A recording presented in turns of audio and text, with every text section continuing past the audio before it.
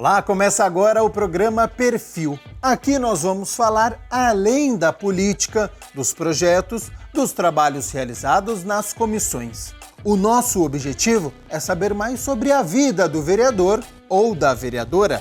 Como foi a infância? Qual será o livro preferido? Será que ele pratica algum esporte? E tem uma história que ninguém conhece. Então fique ligado porque começa agora o Perfil e o vereador de hoje está no primeiro mandato. Se bem que na legislatura 2017-2020 ele atuou como suplente, ficando um bom período como vereador. Ele é do partido Podemos, nasceu em Jundiaí e é comerciante.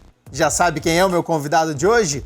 Eduardo dos Reis Magoga, também conhecido como Du Tapeceiro, muito obrigado pela sua participação aqui no programa Perfil e primeiro mandato, mas já com uma experiência aqui no Legislativo, né? Sim, olá você que nos assiste, olá você da TV Câmara, do programa Perfil. Chego com um pouquinho de experiência, sim. Em 2018 foi muito importante aquele período que eu estive no gabinete, eu estive atuando como vereador do nosso município. Então, isso traz um pouquinho de conforto para começar este ano, agora, enfim, como titular da cadeira de vereador. E esse relacionamento com os demais vereadores, já que 17 já passaram pelo Legislativo, os trâmites para se votar um projeto, tudo isso pode te ajudar neste mandato? Pode sim. E é até engraçado, Gabriel, que formamos um grupo, né, dos vereadores novos e começamos aí com 2, com 3, daqui a pouco estava em 7 e esse relacionamento com esses vereadores novos, conhecendo eles, apesar de todos nós de Campinas, mas uma cidade tão grande como essa, você acaba ainda tendo essa surpresa de conhecer boas pessoas. Eu tive esse prazer com esses vereadores novos aí. E isso eu creio que vai ajudar, esse relacionamento, essa coisa positiva de começar com esse bom relacionamento, creio que vai ajudar sim nos projetos. E esse grupo dos novos vereadores, surgem muitas dúvidas? Vocês estão se ajudando, estão conversando? Sim, apesar de que ainda não ajuntamos todos os novos, e acabou ficando no número de 7, inclusive tem até alguns que falaram assim, pô, vereador, você esqueceu de mim, pô, me perdoa, não esqueci, não, é que não deu tempo. Tudo é muito novo, né? É muita coisa para ser ajustada. Exatamente, né? Tem toda uma burocracia, todo um trâmite para ser realizado, mas aos poucos você vai adicionando todo mundo e vocês vão se ajudando. Na minha abertura eu falei que você nasceu em Jundiaí. Você lembra até quando morou na cidade? Meados de 84, 85, acredito que no final de 85 acabamos vindo para Campinas. Você tinha quantos anos quando você migrou de Jundiaí para Campinas? Estava numa 9 a 10 anos mais ou menos de idade. Tá. Então você tem uma lembrança da cidade de Jundiaí? Tenho uma lembrança sim, estudei no SESI lá. Tá. E como é que foi a sua infância, essa mudança de cidade? Porque às vezes a criança não gosta, ela já está fazendo alguns amigos, já conhece a vizinhança. Por que você mudou para Campinas? Lá em Jundiaí, a minha infância era um sítio, né? Uma coisa assim mais rural, vamos dizer assim. Tá. Não tinha assim, tanta amizade, não tinha tanta brincadeira de rua. Quando passamos para a mudança aqui para Campinas, a minha mãe, ela passou no concurso público da Universidade Estadual, da Unicamp, e por este motivo acabamos mudando para Campinas. Quando você migrou aqui para a cidade de Campinas, você mudou para qual bairro? Para a Vila, Conjunto Habitacional Vila Padre Anchieta. Tá. E aí você passou a sua infância toda na Padre Anchieta ou você foi migrando pelos bairros aqui da cidade? Não, aí desde quando mudamos para Campinas, a minha vida inteira foi ali no Padre Anchieta. Então a minha infância foram nos condomínios, né, naqueles blocos que foram feitos pela Coab, pelo Conjunto Habitacional, e toda essa infância foi passada ali na Vila Padre Anchieta e eu moro ali até hoje. Tá. comércio, residência, amigos, relacionamentos sociais, é tudo ali. E quando você mudou para o Padre Anchieta, meados da década de 80 para hoje, mudou muita coisa no bairro, vereador? Ah, mudou, né? Ainda não peguei naquela época que o pessoal falava que não tinha nem asfalto, Tá. Mas mudou bastante, né? Hoje, o Padre Anchieta, ele faz parte do distrito de Nova Aparecida, né?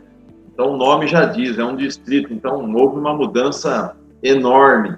Até dos próprios moradores dessa época, para hoje já teve mudança, né? Muitas ainda. Sim. E você estudou em quais colégios aqui em Campinas? Estudei no Colégio do Messias, e no Marcelino e no Miguel Vicente Cury. Tá. Foi migrando, então, de 3 colégios. Isso, 3 colégios. O primeiro colégio que estudei foi no Messias. Depois, na fase mais adolescente, você procura um trabalho, inclusive eu fiz o curso dos patrulheiros, fui patrulheiro durante 1 ano e meio na nossa cidade. Legal. Passei a estudar à noite, né? Então fui cursar aí no Messias. Depois do Messias foi para o Marcelino à noite. Tá. E depois eu continuei no Messias também à noite e no Miguel Vicente Cury por um período também à noite. E na sua adolescência você jogava futebol, praticava algum esporte ou nunca se deu muito bem? Chutava a bola, né? Jogar, a gente sempre tentou, né? Sim. Mas eu acredito que jogar a bola é para quem conhece, né? A gente brincava ali, periferia, você não tem muita atividade. A bola é o principal brinquedo, né? Que você, então é onde você agrega muitos amiguinhos, colegas, e você acaba tendo interatividade. Então o futebol era muito importante ali no Padre Anchieta nessa época. Você começou a trabalhar com quantos anos?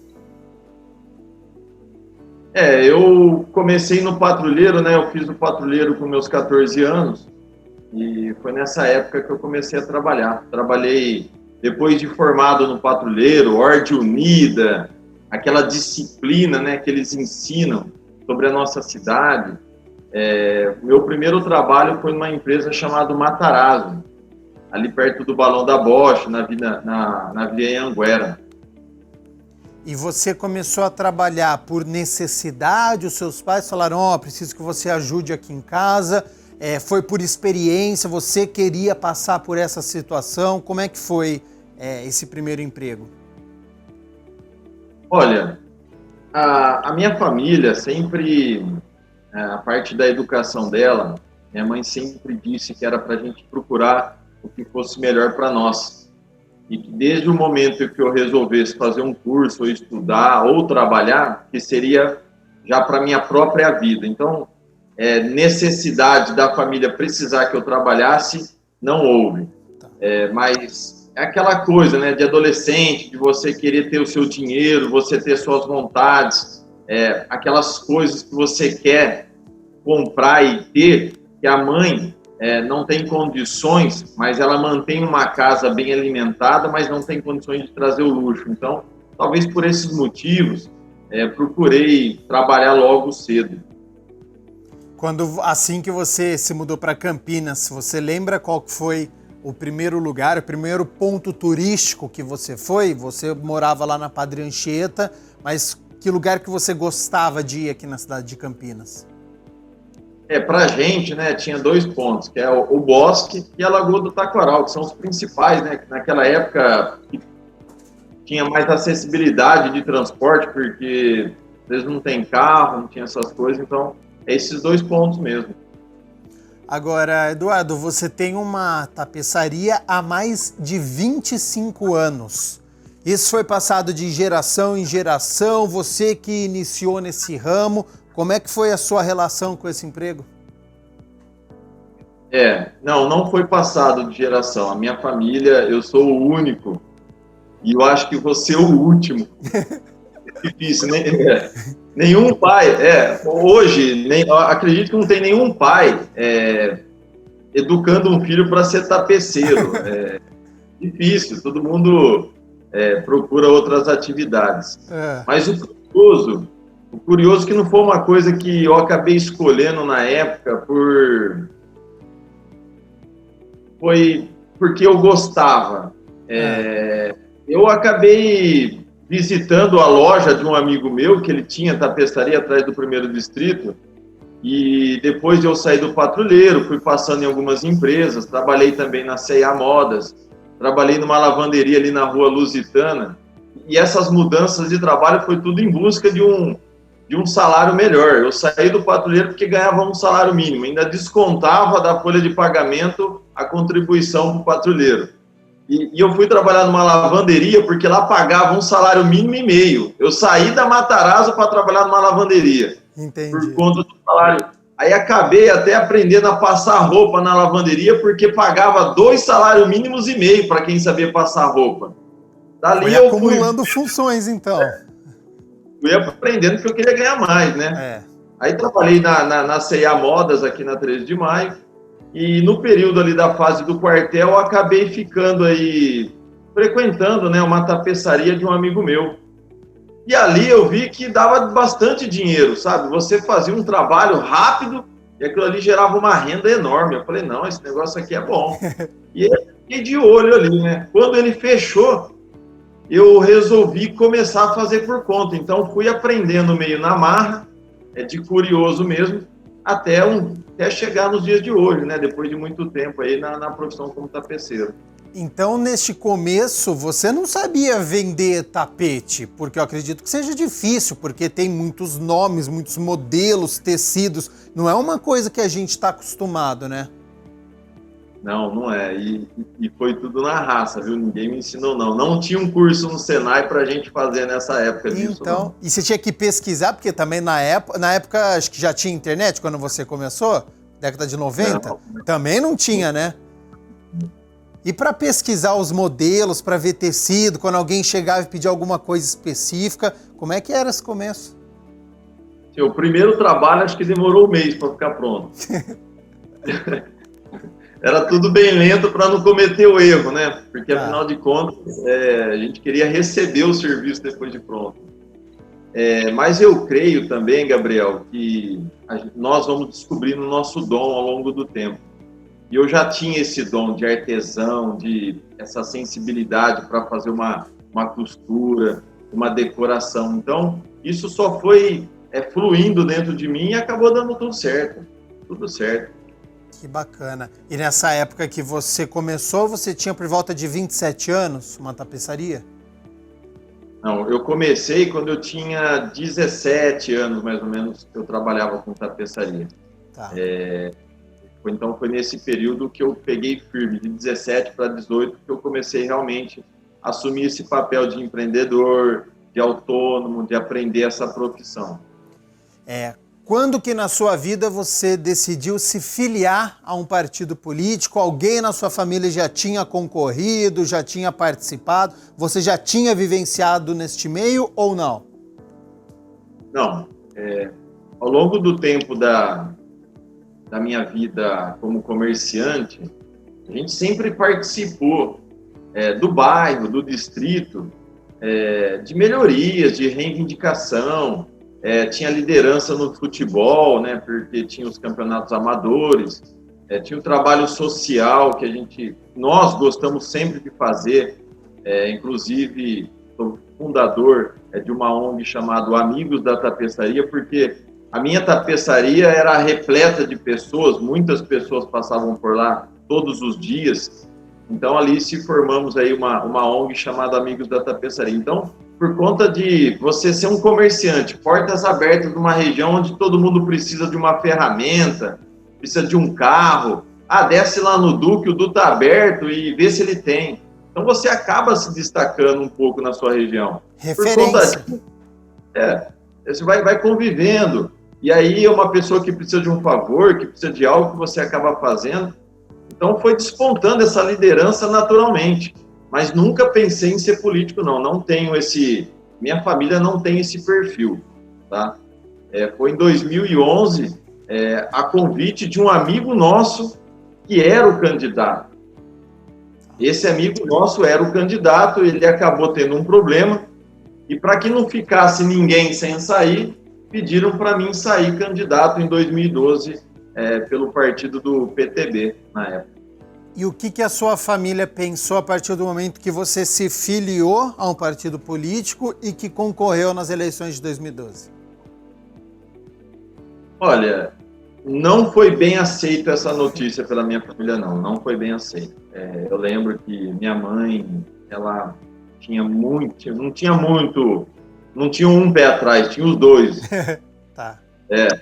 A família não aceitou muito bem essa ida para a vida pública, porque a gente tem uma vida assim tão transparente, nunca precisamos disso, trabalhando por conta, nunca tive necessidade de me envolver com a política. Então, a minha mãe, como era servidora de carreira, deveria já de conhecer algo por detrás das cortinas, e ela tinha essa preocupação.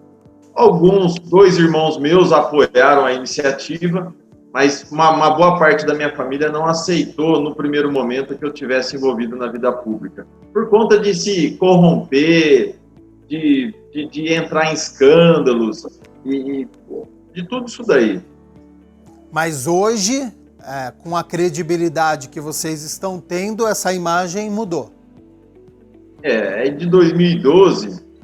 veio uma luta grande, né, depois das eleições, porque foi 2.399 votos pela primeira vez, uma campanha rápida, sem experiência nenhuma. Inclusive, até para fazer reunião era difícil. Depois, trabalhei isso daí para 2016, então a família começou a participar um pouco mais. Começou a buscar também mais informações sobre a política. Então, em 2016... a família já estava, vamos dizer assim, mais do meu lado, apoiando a candidatura e me auxiliando no que fosse preciso. Agora, 2020, já estavam todos com o coração empenhado, e aí foi revertendo, e eu também fui passando confiança dos meus propósitos na política, né? Então, essa maneira que acabei trazendo a minha família, e acabei trazendo muitos amigos, muitos colegas, muitos empresários ao nosso lado, pela conta da nossa conduta nesse caminho que fizemos, né? Passei confiança e acabei tendo eles junto conosco nesse momento. Vereador, agora é hora de um quadro aqui no nosso programa.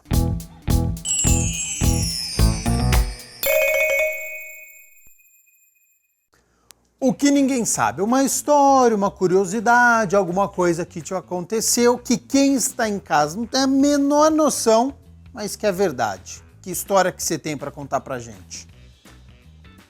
Tem bastante história, mas como você abordou na entrevista, a minha infância, da onde eu vim, porque eu vim, eu vou contar a história minha e da minha esposa. Tá. Hoje temos 22 anos aí de casados.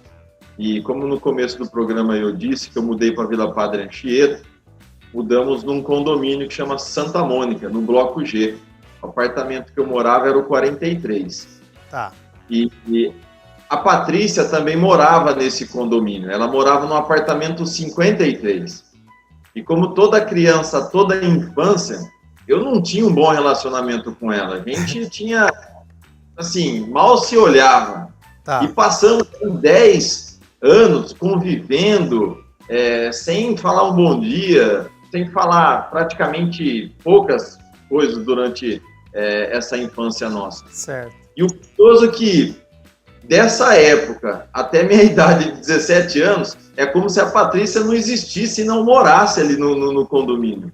Aí eu acordei um dia, saí na escada do apartamento e olhei aquela moça bonita. Eu falei, tá diferente, né? Você vê como que mudou da noite para o dia. E aos meus 17, 18 anos, eu pedi a Patrícia em namoro. Fui conversar com o pai dela, meu vizinho de apartamento de cima. Sim. Não tinha. E ali começamos a namorar. Casamos aos 22 e estamos casados até hoje. Então, a curiosidade disso parece que Deus colocou eu ali, ó. É aqui que você vai viver, é aqui que você vai ter a sua vida. A sua esposa é sua vizinha. Você não sabe por enquanto, mas vai ser, fica tranquilo. Tava tão perto, hein, vereador? E é uma curiosidade, porque geralmente pessoas acabam conhecendo a esposa, o marido, fui numa festa. A minha esposa eu convivi desde a nossa idade de 10, 11 anos, estou com ela até os 44. Que bacana, e só depois aflorou.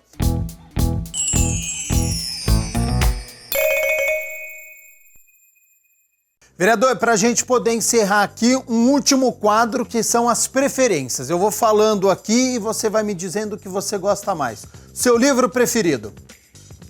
Bíblia. O melhor filme que você já assistiu? Até o Último Homem. Um lugar para curtir uma viagem. Tem possibilidade de ir para qualquer lugar do mundo. Para onde o senhor iria? Minha filha gostaria de sair fora do país, mas eu gosto muito de praia, região de Ubatuba ali. O tipo de música favorita. Entrou no seu carro, o que vai estar tocando lá? Eu coloco o Fernandinho, um cantor gospel. Tá.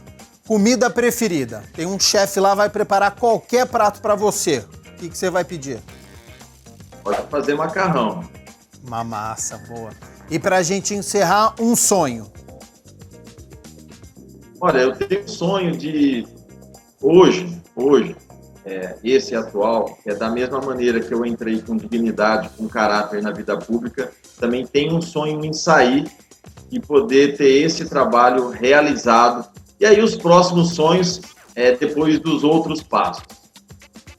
Vereador Eduardo Magoga, muito obrigado pela sua participação aqui no Perfil. Tenho certeza que quem está nos assistindo gostou de conhecer o senhor e até uma próxima oportunidade.